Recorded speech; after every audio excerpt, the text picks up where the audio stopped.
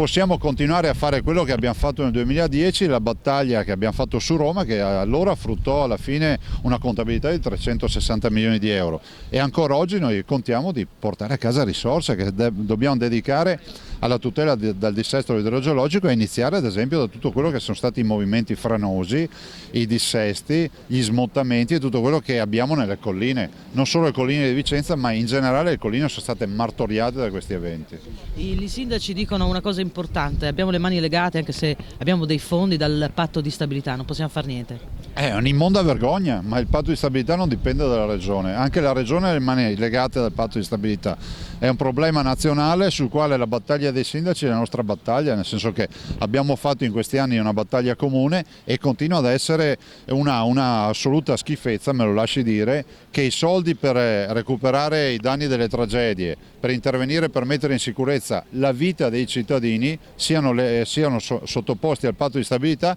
e quindi siano, per spiegarlo ai cittadini, soldi che tu hai in mano ma non li puoi spendere. E questa è una vergogna.